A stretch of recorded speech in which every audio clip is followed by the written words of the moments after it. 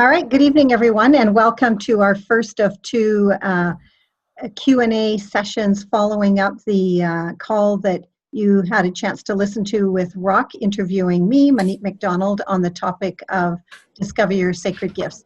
So we wanted to have two different times where you could chime in and you could ask us your questions, and we can just use this time to do whatever we can to support you in terms of maybe not tonight necessarily identifying what your gifts are. It depends where you're at in the program for sure, but at least making sure you're on track with the program. And I also want to introduce Annette. Annette has been affiliated with the program for many, many years now, and she's joined me tonight as well to just bring whatever support that we can. We're here for you guys. So why don't we start off by what would be helpful to me. It's so nice to see your faces because when I was on the call with Rock, I was only seeing Rock and I've seen your name, so it's great to see you guys. How about if we start with, we'll get you to unmute, Donna, and introduce yourself and where you're from and how long you've been with M1, and then we'll do Mark and Roman, and then we'll go to Annette. I'm Donna Cook. I'm from Winnipeg. I met Rock in Regina at Edna Keep's Real Estate Conference in March, and we've been doing the M1 since May. Nice, excellent. So were you at the Cabo event? No. Oh, okay. I've signed up for Montreal, though. Oh, nice. Oh, that's wonderful. All right, well, thank you, Donna. Okay, Mark, how about you? We'll just get you to unmute. My story is pretty similar to Donna's. We met Rock at Edna Keep's M1, her called it's a Real Estate Prairie event that she holds once a year. And Rock was a key speaker there, and he was really very interesting how he just talked about all this energy, and we thought it would be a good time to join M1. And like Donna, we saw you, and we decided that this is another piece of kind of the puzzle that we're looking for to find out about ourselves. So, yeah. Nice, very nice. Great, thank you, Mark. Well, welcome. And now, do you pronounce it Roman or Roman? Roman. Yeah, Roman. It's Roman, like Roman Empire. Nice. Good name. Hey guys, how are you? So I've been in M1 since January, so almost times 4 months. I met actually Rock through my other friend. We met at the Bigger Pockets, which is a real estate group meetup here. I'm in New York, so there was one of the meetups back in October, and we started talking. He mentioned Jared actually Nightel. I don't know if you know the name. And he's like, well, there's M1 because also I went to Tony Robbins event in July. Mm-hmm. That's kind of how the whole personal development started for me, and I was looking for some.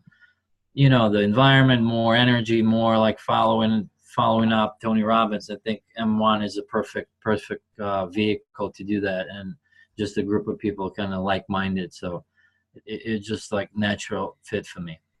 Oh, nice. That's lovely. Well, thank you, Roman. And hi, Susan. Welcome. Hi, thank you. How are you? I'm great, thank you. I'm Monique, and Annette's also on the call here with us. So we're just asking the others and you as well, if you would just introduce yourself, tell us where you are and what your connection is to M1, maybe how you met them or how long you've been involved with them. Okay, my name is Susan Swanson, and I am from a suburb of Chicago, Schaumburg, Illinois, and I'm a Pilates studio owner and train people in Pilates and physical fitness. And I know M1 through Rock Thomas and Mark Yagi. I met them 2-3 years ago at a Mind Valley event out in San Diego. And I've been with M1 since October. Nice. And so, yeah, so you were on our Monday Night Live call, and so my pod girls, Claudia, Carolyn, Andrea, and Kathleen they're supposed to be here too, I thought, but I don't see them. All right. Well, I know some of them had said they couldn't be live, but they'd be listening to the recording, and we'll be having a second call next week as well. Okay, so I'd like, Annette, if you would take a moment, just introduce yourself and maybe just share your connection to the Sacred Gifts program. Sure. So my name is Annette. It's not Andrew, as you see on the bottom of the screen. But I was introduced to Sacred Gifts back in 2008. I actually attended a 2-day workshop where Monique was leading it here close to Vancouver, where I live. And at the time, I had done a bunch of personal development workshops, courses, camps, probably at least 30 at that point. And I instantly fell in love with the message of Sacred Gifts, because all of the work that I had done up until that point was really about understanding myself and my personality and my beliefs, and breaking through the human part of me, which you'll hear in the program, the difference between your humanness and your beingness.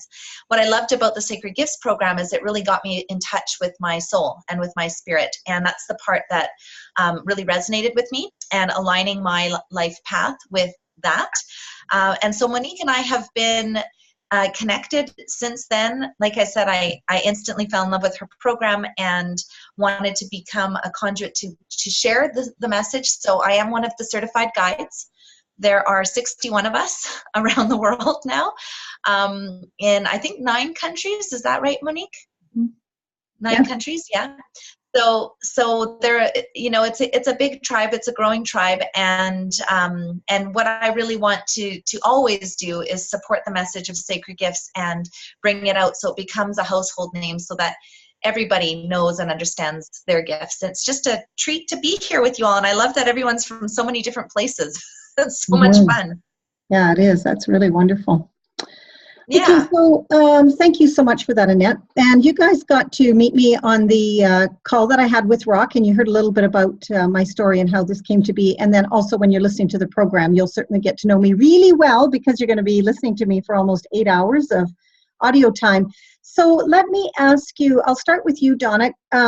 You just mentioned where you were at in the program. Can you just tell me that again so I can jot that down? So I just finished going through the inventory.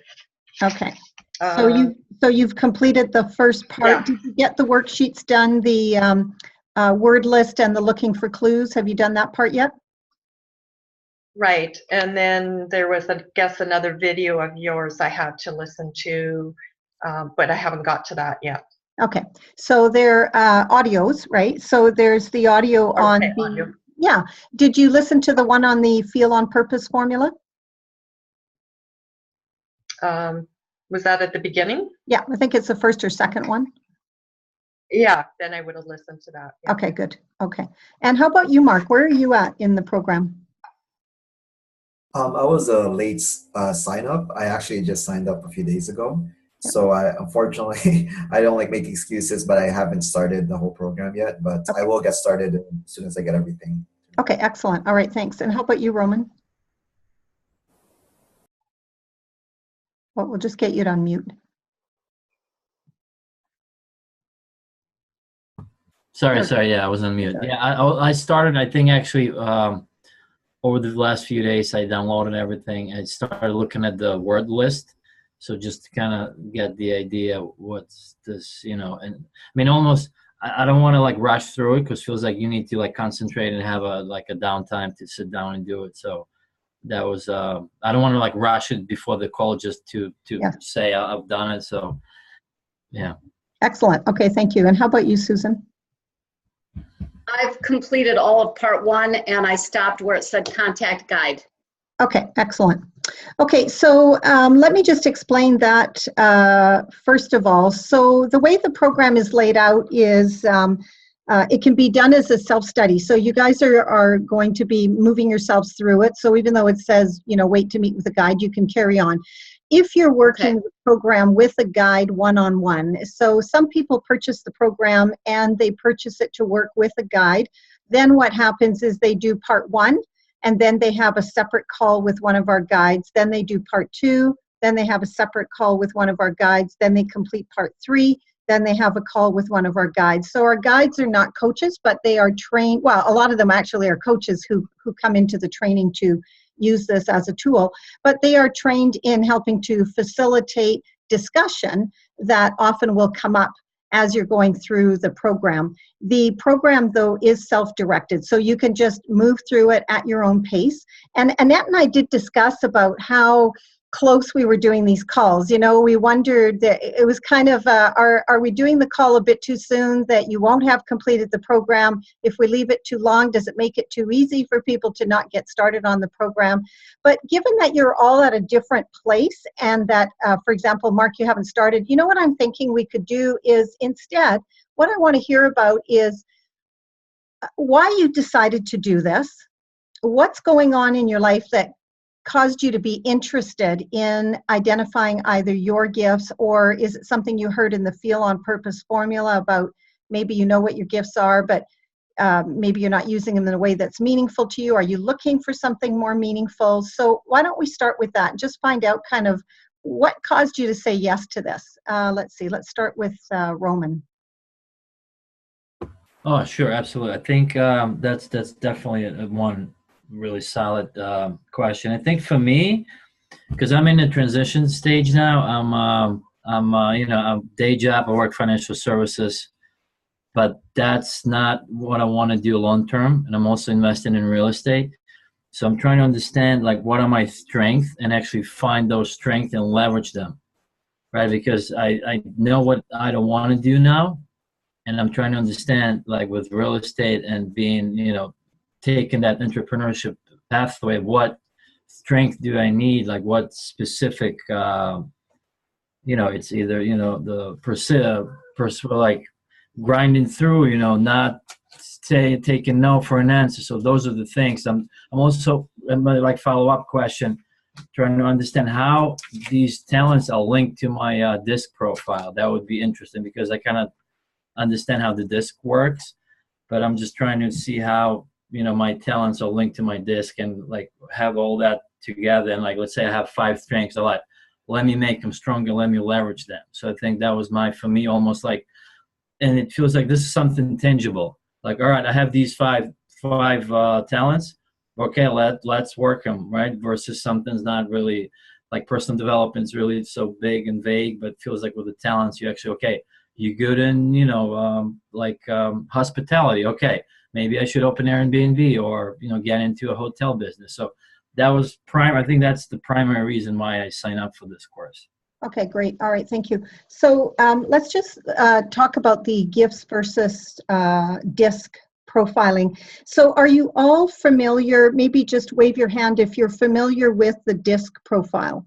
Is that something you all had to do with the, okay, all right, excellent. Okay, so the DISC profile primarily looks at attributes that are related to your humanness, and often a lot of it to do with your personality and how you kind of approach life, approach people, whether you're, you know, introverted, extroverted, kind of those aspects. And those are part of your humanness.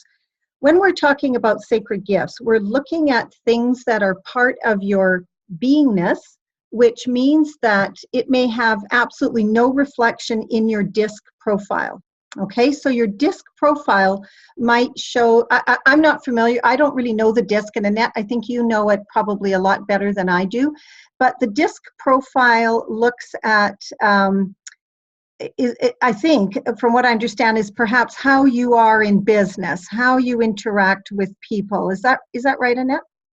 Maybe just unmute yourself and tell me a little bit about what you know about it. I forgot that I was muted.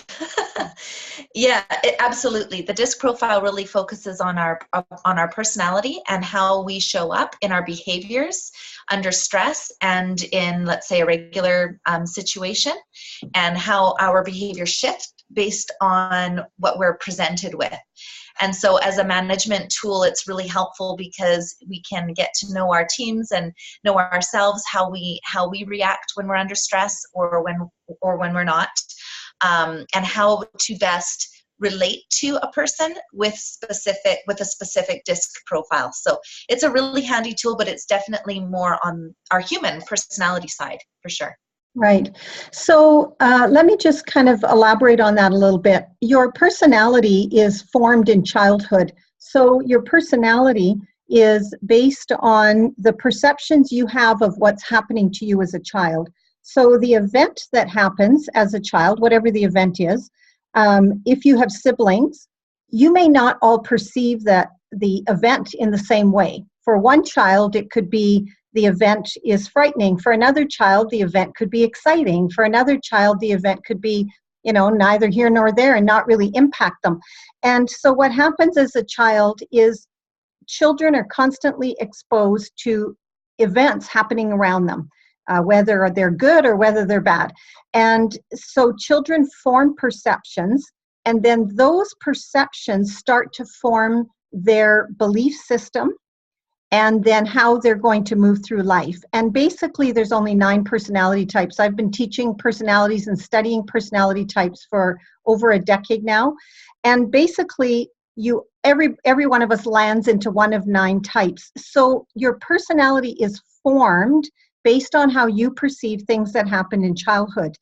Your sacred gifts, what's profoundly different in regards to your sacred gifts and your personality is that your sacred gifts are in you when you are born, and it's unexplainable. We don't know why. It's like a mystery. It's this unknown. How come children are capable of doing things? And you see this now on Facebook with all the video clips and stuff, and Instagram.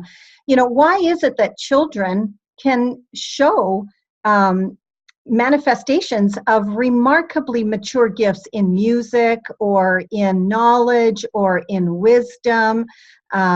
These little kids that are able to paint remarkable paintings, things that I could never do, and I'm 60 years old. So when we're talking about sacred gifts, we're not talking about something that is formed as a result of how you were brought up or how your parents were or what your experiences were. These are in you, and we don't really know why, but they're in you, and they stay with you throughout your life. And you'll hear that in the program. There are times when your gifts are active in your life, and there are times when your gifts are dormant in your life. That might be because you choose to keep them dormant. There might be something in you, Roman, there might be something in you that's just brewing something. You think, oh, I would love to do that.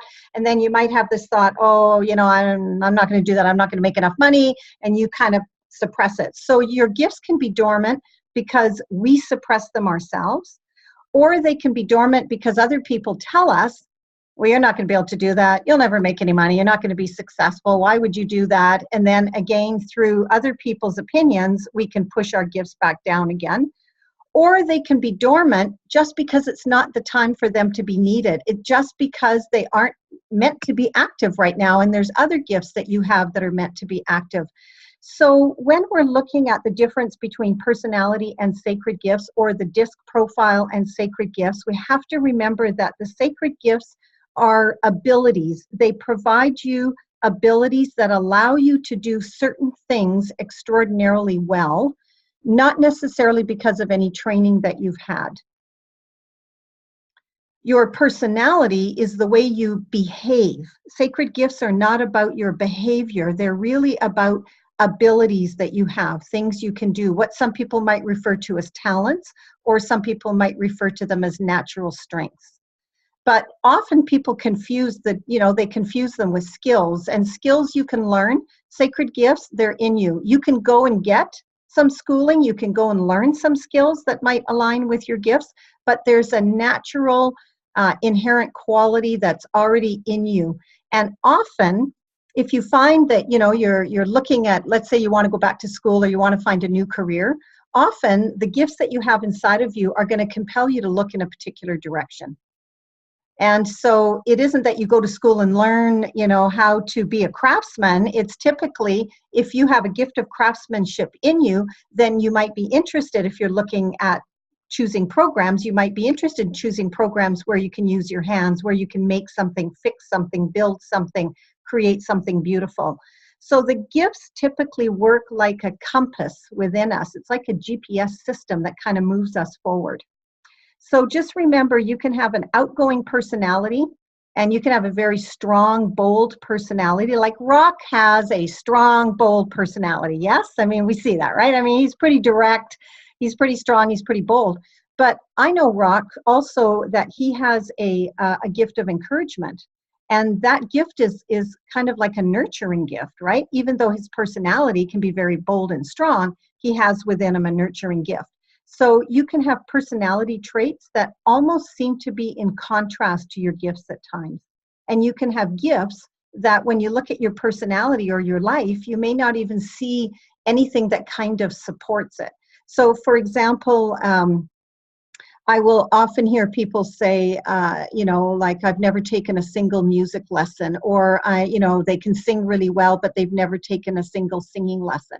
So there isn't anything in their humanness that supports it. It's just something that's natural within them. Okay, so Roman, does that answer your question in regards to gifts versus the DISC profile? Oh yeah, absolutely. I think it makes sense, especially like the last point that sometimes they contradict each other. Yes. And I think it could be because, again, we grew up in a certain environment, you maybe want to behave different way, but you don't because the society puts pressure on you. So I think, yeah, definitely. Thank you so much. You're welcome. And I'll give you a personal example. So I'm an introvert. Like, I am truly an introvert. I'm an introverted person. If you want to put me in the worst possible uncomfortable scenario for me, put me in a networking event where I've got to go and walk around. I will go stand in the bathroom and I'll wait until it's over. Like, it really is not what I enjoy doing. I am not comfortable milling around and chatting with people. I can engage with people one-on-one. I can ask people questions, but it is for me totally not a comfortable thing. And yet people will think, they will assume I'm extroverted because I'm absolutely comfortable being on stage in front of 1,000 people. And that's because when I'm on stage, I'm teaching, or I'm challenging, or I'm encouraging, right? So, or I'm doing some laser coaching with somebody. So I can be completely comfortable on stage in front of 1,000 people and absolutely uncomfortable in a small room with 10 people where I've got to mingle around and talk to them. So that'll show you kind of the difference between my personality is quite introverted and I'm extremely private, and yet in my gift of teaching, I'm absolutely comfortable being on stage. The thought of going on stage in front of 1,000 people is not comfortable. So I can be very nervous and thinking, oh my God, why am I doing this? Why did I agree to do this? And the moment I'm on stage and I drop into my gift, all of that falls away and I'm now in this zone. Right? But very, very different to my personality. Okay, so let's go to Susan. So how about you? What was it that caused you to want to do this? Well, I've always believed that each of us is born with our soul's purpose, and that's why we came down here. So I've been trying to figure out what mine is, right? So when I heard about your program, and then I heard you say, and it just completely struck me as like, I'll come up with ideas, but I'm like, I need somebody else to take my ideas and put them into place, right? And then I did the same thing, like, well, I'm trying to figure out, well, how is this person going to get paid?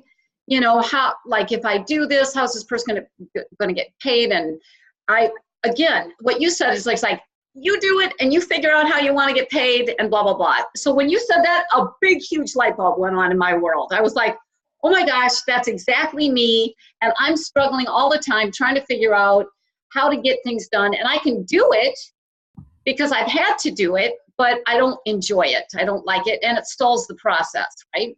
Yeah. You're talking to me, sister. Let me tell you, Annette knows that's the story of my business, and thus why and how I attracted Annette into my life, right? Because Annette's an implementer. So Susan, let me ask you this. What do you absolutely love about the work that you do then? What is it that you just love that you could do more of all day long? Well, I love like helping people. Like, I'm a big freak about personal development, right? So I teach Pilates, which is mind, body, spirit, which gives me my fix. And also about like my personal development. I'm not just a Pilates instructor where it's just come in, do these moves, and then move on. It's like I also implement, the principles of Pilates, which is like awareness, control, breath, focus, opposition in your life, which makes you grow. And opposition in Pilates, elongates your body. You have to have mobility. You have to have stability. You have to have, a flow, about you. So all these principles are applicable to life. And so I take my personal development stuff, and the people that are receptive, I share this information with them. So it lets light bulbs go on in their brain, and your brain kind of rules your world. So I love that. I love being able to teach them. I love being able to watch them grow. I love watching them get inspired. I love all of that. Nice. So you just described two gifts quite well. So the gift of teaching and the gift of sharing knowledge. Okay. So the gift of knowledge is a desire to learn and understand, usually a topic, very, very well. It can be lots of different things, but let's say for you about how the body works and all of that, and then a profound desire to share that with other people, right? Like, I bet that we couldn't even stop you if we tried. Like, you can't not share stuff that you know is going to benefit people, right? Yeah, exactly. That's what happened. Yeah, exactly. Yeah, you just can't not do it. You can't turn that tap off. And you didn't go to school to learn how to effectively share information. It's just in you. You're passionate about it and you want people to know it. And they come to you because they see that passion. They want to learn from you. So that can be the gift of teaching. And it can be the gift of knowledge so you may have one or both. The other thing that may be happening in the kind of setting you have is facilitation. So facilitation is one of the 24 gifts, and you're gonna learn about it and hear about it when you go through the gift being described. But have a listen to that one as well. See if you relate to that, because that's the joy and the love of working in a group, working in that group setting, and seeing people within that group reach their potential and being able to see people grow, beyond what they believe that they can do. The other one you want to look at also is the gift of encouragement. Are you like a natural born coach, right? Yeah. Huge encourager. Yeah, exactly. Yeah. Okay, good. So, it's just going to be a matter for all of you guys of just, working through the program, because again, we at this point, because you're all in different places, we can't really kind of pick one spot and work on it. But this is good because it's going to help you be more aware as you go through the program. The other thing, Susan, that you mentioned was about wanting to find your soul's purpose and that you believe that. So when you go through the program, maybe be willing to suspend that belief a little bit, just for the sake of going through the program. And the reason for that is because you'll hear in the program, in that Feel on Purpose formula, the whole download that I received, and that is really important to me and to Annette, is to help people really move away from this feeling that they've got to chase after and find a purpose. Because I can guarantee you, my dear, you are on purpose doing what you're doing. Yes? Okay. Yes. Of course you are, right? So sure, there may be a feeling inside of you that there's more potential within you, and maybe there's more there that you could develop something else and you might get pulled in a different direction. However, if you feel on purpose doing what you're doing, you guys, you are on purpose. If you feel on purpose doing what you're doing, you are on purpose. If you feel like what you're doing is meaningful, it's fulfilling, you love doing it, you're having a positive impact, the time flies by for you, you are on purpose, and you are therefore in that scenario likely using one or more of your gifts. It's when you no longer feel that juice, when it's no longer really resonating with you, when you're feeling like, okay, I can keep doing this and I'm really good at doing this, but it's getting a bit old and it's getting a bit stale and there's something stirring around in me, kind of like what Roman's saying, there's transition going on, something's pulling me in a different way. That's when you really want to, that's when you want to be looking at, okay, I'm not feeling on purpose doing what I used to feel on purpose doing. Now, what is it that I can do? What are my other gifts, or what gifts do I have that I'm using, but maybe it's not so meaningful anymore?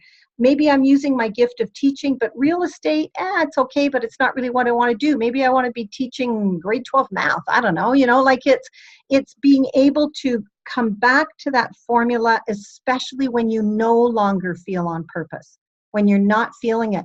If you love what you're doing, Susan, and you're feeling on purpose, this program for you is going to be a confirmation. It's just going to be like a confirmation and an affirmation that, yes, I am on purpose, right? Well, I feel like I'm transitioning out of that, where I feel like I've got bigger gifts. I feel like Pilates led me to a place of maybe even more, beyond that, right? So I am starting to feel a little bit moving out of that purpose, and I know that I need to move. I feel like something's going to happen. Yeah. I just don't know exactly what that is. Right. And so maybe reframing it from bigger gifts, okay, rather than thinking, I think I have bigger gifts within me, of looking at it as whatever gifts you have within you, they are what they are, but that you're being called to use those gifts in a way that's more meaningful to you. you're talking a lot about personal development. I'd be really surprised if whatever it is you did going forward wouldn't have an element of personal development. I mean, that seems to be really important for you, right? So Yes. it's not so much looking for bigger gifts. It's whatever gifts you have that you can use them in bigger ways. Okay, in Right. ways that are more meaningful to you and that have greater impact. And I'll tell you, I mentioned it in the program. Marianne Williamson has some of you may be familiar with her. She's a spiritual teacher and author, world-renowned, really a politician as well. And she says, one of the most powerful prayers you can pray is to put out to the universe, please use me. And, once you become aware that you have these gifts within you and you couple that with the desire for those gifts to really be pulled out of you and used in big ways, for those gifts to be used in big ways, crazy stuff starts to happen, you guys. I mean, Annette and I hear it all the time. It's remarkable, the stories that happen when people awaken to the fact, and even if they don't even know exactly what their gifts are, when they start coming from that place of, whatever my gifts are, I just want to be really using them. Like, I want to be out there fully using them. And you know what? The universe, man, it responds to that. It responds to that because not everybody's doing that. It's only a small percentage of people that are doing that, right? So the universe typically will respond, and you find yourself in situations where, wow, you're doing things you didn't even know you could do. Or people are giving you this phenomenal feedback saying, wow, you've really made a huge difference in my life. So that desire to want to be used in your gifts is a really, really powerful thing to be putting out there. Okay, thanks, Susan. So Mark, how about you? What brought you to the program? What intrigued me was more on what gifts that I'm not good at. It's just something that, I want to utilize what I'm really good at so that what I'm not good at, I can just let other people do it for me, or at least delegate tasks that will help me be more effective with what I'm good at. So I'm pretty similar to what Susan was talking about. Like I'm always a person to share knowledge. Like I don't hold back. Like people we pay a lot of money to learn this, but I just don't think of it that way. If I can help people out with it, it just makes me feel good about myself, but also feels good that I can actually share what I learned with somebody who don't have the means to really pay thousands of dollars for programs that we're into. At the end of the day, it's just being able to share with people that I know where I was in the beginning and of a stage of my career where I was lost and didn't have direction. And I never had sort of like a mentor that way in my earlier years. So kind of felt like I should do that. So that's kind of one of those things that maybe I want to give back to certain people that I know would want to do it. Not obviously if you don't want to help yourself, then how can I help you, right? So it's more of just finding the right people to share it with. Nice. But yeah, that's pretty much it. So Mark, if you had a magic wand, and you guys are going to hear this in the program, so if you had a magic wand right now and you had all the resources and the support, do you know that, is there something burning inside of you that you want to do? For sure, 100%. With that magic wand, it's only one thing I can do with it. Well, just give me one to start with. Sure, okay. I definitely want to, I definitely want to be able to share my knowledge to younger generation, like students, that, just how ways that you can grow up and be more responsible with certain things. But yeah, it's more of just sharing. I really can't say like money. I just find that money is just a tool, but at the end of the day, it's more of just giving, how do I say this? Like, just kind of giving insight to future generations to be a better version of themselves, kind of thing. Yeah. Okay, nice. Well, I didn't ask you about money. Yeah. Oh, good. Normally I would think about money, but with all this personal growth thing, I kind of don't think about it anymore. Yeah, well, yeah, and you know what? Your passion could be, somebody's passion could be burning inside of them since they were a teenager, of wanting to go to Ethiopia and to be working in a small village and empowering women to learn how to do something that they can earn their own income. Well, Sure. It's not a really high-paying job, right? So when I'm asking that question, and in the program, I'm going to challenge you guys, when I'm asking that question about if you had that magic wand and you could go do whatever you want, I'm not asking you what you want to do to make money. I'm asking you what it is that's burning inside of you to do. And then if you can find a way to do that and earn income, great. But in the Sacred Gifts program, it's not about always looking at how can I use my gifts to make money. It's how can I feel alive and on purpose using my gifts, and I also need to make money. So, Sure. you know, they can be two separate things. I was telling Annette today, I was volunteering at the hospice thrift store. And it's meaningful to me because I was a hospice nurse and I worked in the Crossroads Hospice, and they have a little thrift store. So after I retired from nursing, I wanted to stay connected, and I didn't really want to go volunteer in the hospice as a volunteer because they really have the gift of compassion, and that's kind of not me. That's not really my gift. But in the thrift store, I'm extremely organized. I have a gift of service. I can do the work of 5 people. I can clean up, sort out, tidy up. I can make the coffee for the team, whatever, right? Like, so for a 4-hour period of time, I'm using my gifts. I'm feeling totally on purpose in those 4 hours. I'm not getting paid.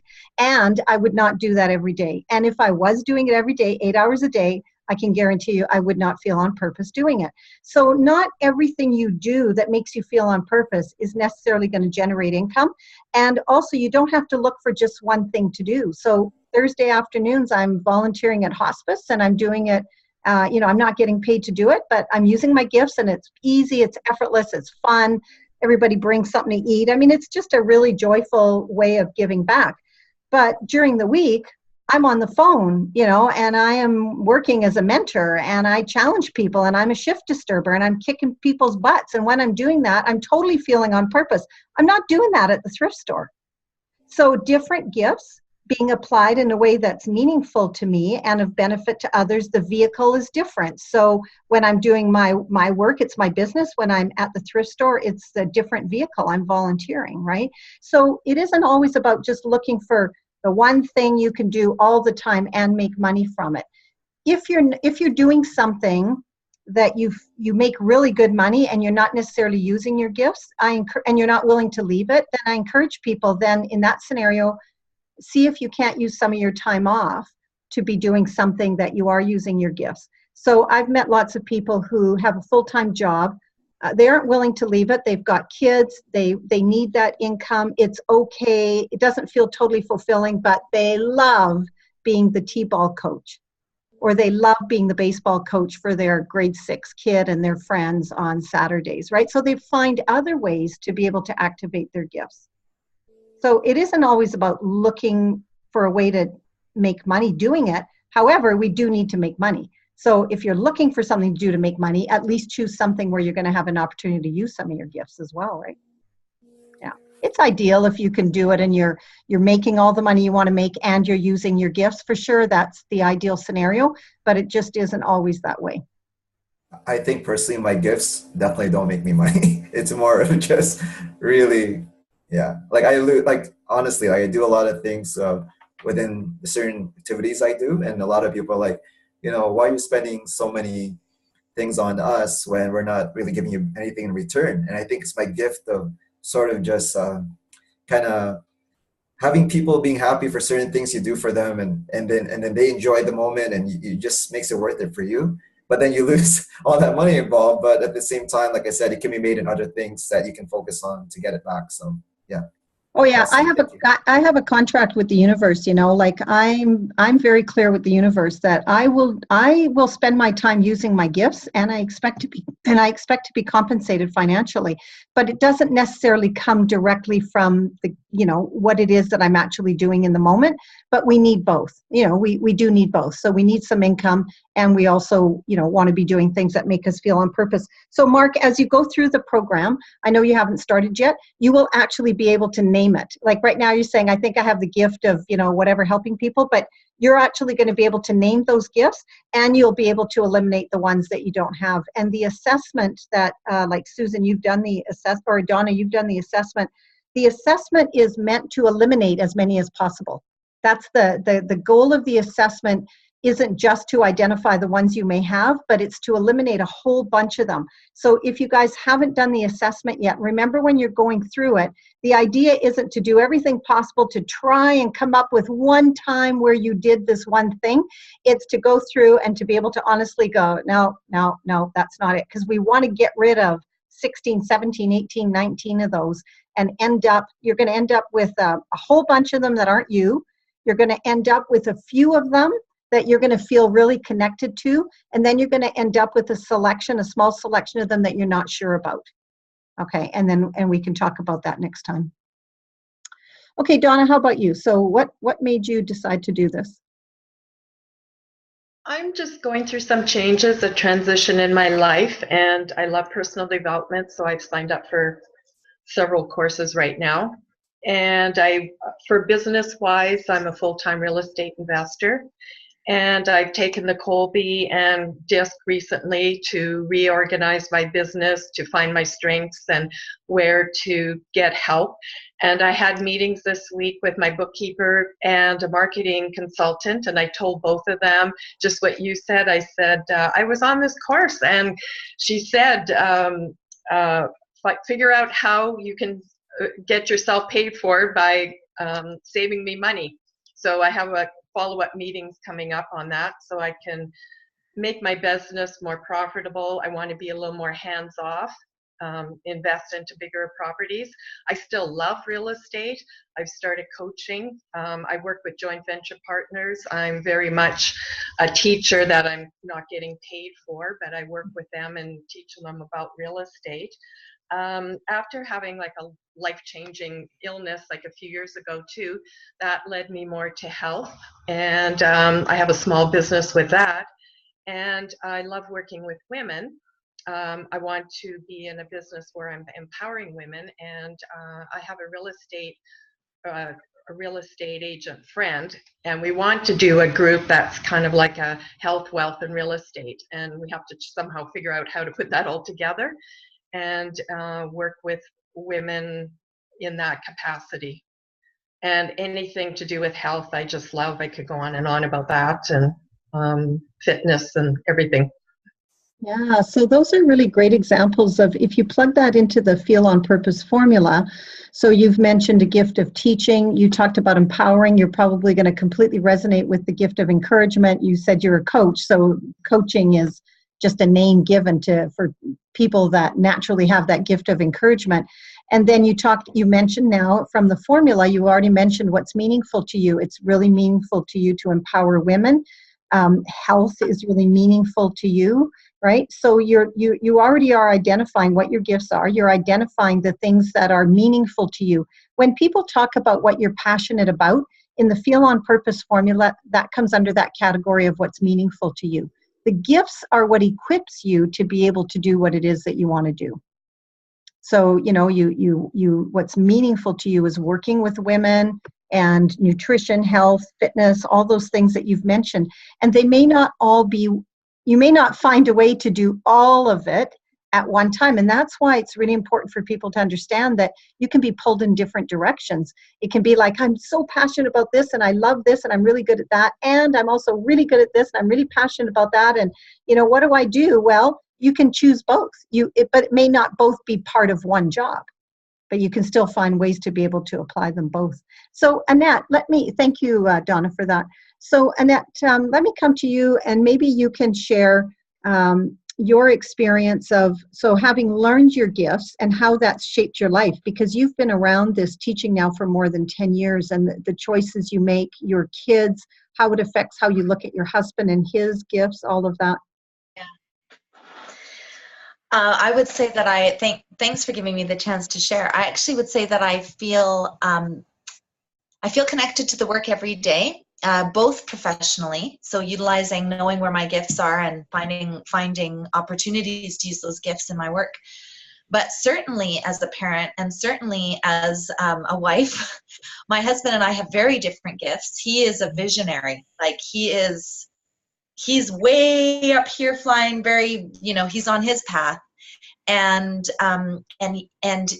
I used to get really, before I knew this work, I used to think, oh man, would he just focus on getting some of this stuff done?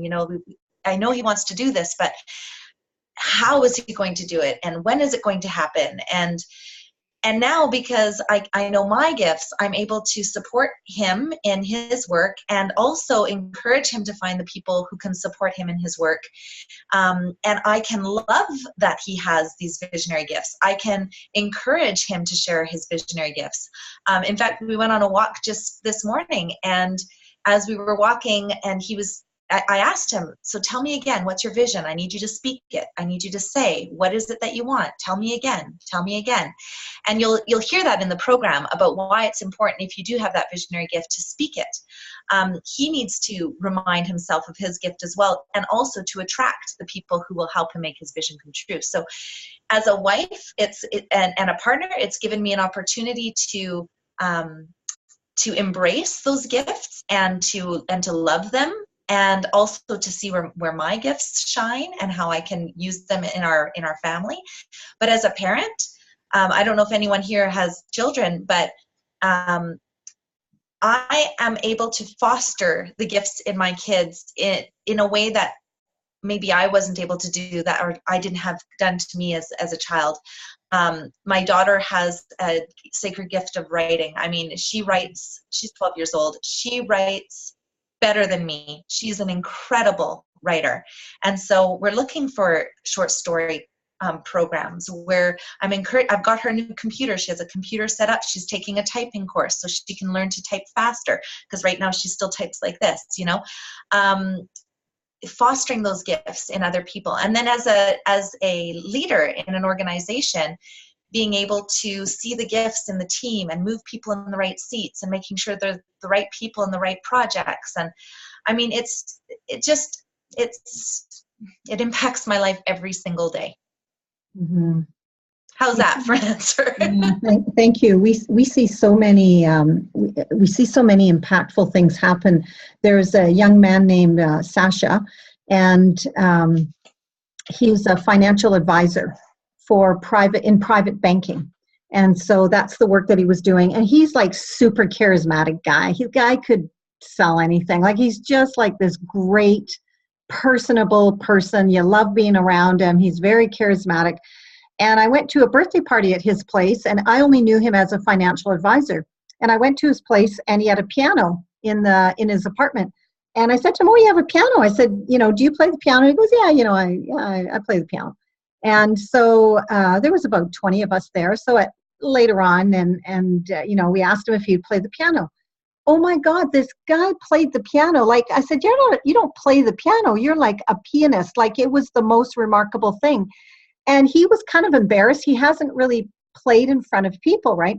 So anyway, he came out to do the Sacred Gifts workshop, and it lit him up. Like, I can't even describe the changes that happened in this man, of realizing that he has a gift in music. And he always knew that he wanted to play music, but he always viewed it as something frivolous and just a hobby. And, so it really awakened him. So he started looking for opportunities to play the piano, because he understood that part of your sacred gifts are for the benefit of others. He enjoys doing it, but the function of the gifts is for other people to get to and to have the benefit of it. So he started playing a few little gigs, and he was so good. He got booked at the Vancouver Fairmont Hotel. He plays there regularly. Then he got booked at the Vancouver Georgia Hotel. He plays there regularly. Then he started playing, there's some pianos that are just outside in Vancouver, and he started just going out in public where these pianos are in parks, and he would play and crowds would gather. And then he started really assessing, like, this is what he wants to do. And you know what? He recently got asked to write 2 movie scores, musical scores for movies. Like, this guy is all over Facebook now, and he's showing pictures of himself doing this.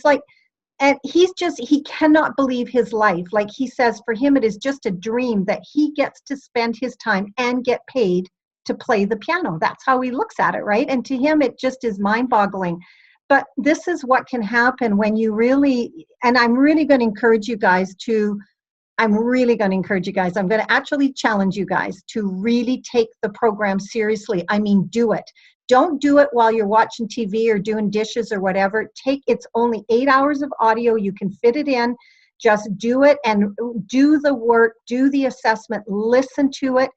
get the clarity on which gifts you feel that you've got. When you guys have this as a foundation, and I think, Annette, you would agree, this is a foundational piece. This is not everything personal development, but I'm telling you, this is a key foundational piece that you will carry through for the rest of your lives. And you will naturally find by the end of the program, you know, our students always become ambassadors of the program. Either they want to get certified so that they can do it with their friends and families and coworkers or employees or whatever, or they just can't stop talking about it and they refer people to us, because I'm telling you, if you just take the time to do this and do it thoroughly, come back to the call next week with it completed, then we can really start digging in, right? Like, that's what I'm hoping you guys will do, is get it done so that when is the call, Annette? I don't even know. Next Tuesday. Okay, Tuesday. So today is Thursday. You've got Friday, Saturday, Sunday, Monday. Like, do it so when you come back on Tuesday, you've got your results. You've listened to the gifts, and then you can then we can really be talking about, you know, what's happening in your life right now, and where is it that you can be using gifts, or did you hear something you didn't even realize was a gift, right? But it's so foundational. It changes people's lives, and you can come back to it over and over. You're going to have this program in your computer. You can revisit it whenever you need to. I'm telling you, you will naturally, you'll start to see gifts in other people. And you'll start calling out gifts, because you'll have listened to me talk about each gift, and then you're going to spot it. And it's a gift you don't have maybe, and then you're going to say to your waitress or your server or somebody's going to be like, wow, you know, you, or a friend, you know, like, wow, you've really got that gift of hospitality. And then you light people up.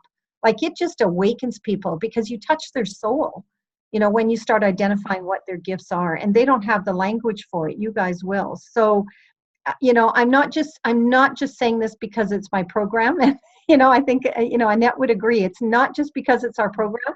I'm telling you, it changes lives. It's changed thousands and thousands and thousands of lives. And you will always be able to fall back on this. It's, this is tested. This has passed the test of time. This is something that's as old as time. It's talked about in ancient scripture. There's evidence of people being in their gifts, and whoever built the pyramids and the beautiful pieces of Egyptian art that was created. I mean, it's always been that people have these supernatural abilities within them. And you guys are like a tiny percentage of people that get to learn this, understand it, and apply it in your lives. And you can't forget it once you learned it. I'll tell you, you cannot forget it. You won't be able to unlearn this. Once it's in you to stay. So I really, really want to encourage you guys to just get in there, get it done before Tuesday, so that we can go deeper, so that you will have the questions formulated that are applicable to you personally. Also, I want to mention, we do one-on-one calls. If you want to do that, it's $147. And that would be like, once you're finished the program, then you would book some time with us personally if you wanted to do that. Okay. And then that would give you an opportunity to kind of spend more time. But we're a small group. We're going to be able to cover a lot of stuff on Tuesday. So, Annette, anything you want to say? No, I will mostly just thank you all for being here and sharing so openly. And I am excited to see where we get to next week. And no, there's nothing more I need to add. All right. Excellent. Thank you, Monique, for sharing everything with us tonight. You're welcome. So, Donna, in closing, what do you want to say? What do you want to say, and what are you willing to commit to? Oh, I will get it done for sure. Awesome. I guess I'm looking for clarity and kind of a bit of a focus where my next steps are. All right, good. So come back on Tuesday with the gifts that you feel you have. You may have to listen to some of them a few times and come back with your questions, okay? All right, and Roman, what do you feel like saying? I'm actually intrigued by you saying that once we start seeing them, it's going to be hard to get rid of them. So I'm just intrigued to see what I have. So, I mean, I'm just going to go out actually tomorrow, print out all the stuff, and I'll start working on it. You know, I think I shared with you guys on the call with Rock that I have the gift of service. So I am a task-oriented person. It's not in the work that I do as a coach in that, it's not, I'm not doing it, but I can't not do it. And so when I'm walking through any store, anywhere, and I see clothes on the ground, or I'm walking in a grocery store and a bag of rice has fallen in the aisle and 5 people walk past it, it's not, my mother didn't train me to do that. It is just in me and my gift of service. I just cannot do it. And that's what I mean by you can't not do it when you start to realize what your gifts are. And of course, you will have a tremendous sense of reverence around it as well. Like you'll start to feel honored and privileged about these gifts you have and these things that you do that maybe you take for granted, or you think everybody should be able to do this, but this sense of profound reverence that you will have around it is remarkable. It just is, it's a wonderful thing. I mean, there isn't a day that goes by that I am not grateful to the universe for the gifts that I have. And when people thank me, I don't take it as, these amazing gifts I have. I just put it right back out to the universe, that I'm so grateful that the universe uses me as a conduit for these gifts to be of benefit to other people, right? So very exciting. So Susan, what about you? What are you willing to commit to? And Well, I'm definitely getting it done, and I feel very privileged that for some reason I was led to you, and I'm very excited and can't wait for next Tuesday. Good. Excellent. And Mark, how about you? Yes, definitely want to get started. I'm very excited to know and solidify really what those gifts I have and really using it for the benefit of others. So, All right, excellent. Mark, so are you going to get started or are you going to get it finished? I'm going to get it finished. Okay, excellent. Yeah. And so for those of you that are listening to the recording, we're asking you as well to commit, and you can send us a message if any of you want to reach us. If you're listening to the recording, you have any questions or comments, you can reach us at support@yoursacredgifts.com, support@yoursacredgifts.com. All right, so I think that's it. Annette, then we'll let everyone go. We'll be back on Tuesday. Will they be getting a reminder email about the Tuesday call? They'll get 3. Okay, well, there you go. Excellent. All right. And so our email, when you get those, the email's always on there, the support@yoursacredgifts.com. Yeah. All right, you guys. Well, listen, it was awesome spending time with you, and I look forward to hearing from you guys on Tuesday, and I'm going to be challenging you. So come back with your questions, and we're going to poke, and get everything you can from this, right? All right. Thank Thank you. you. Thank you very Thank much. you. Good night. All right. Good night. Thank you very much. Bye-bye. Bye, guys. Bye-bye.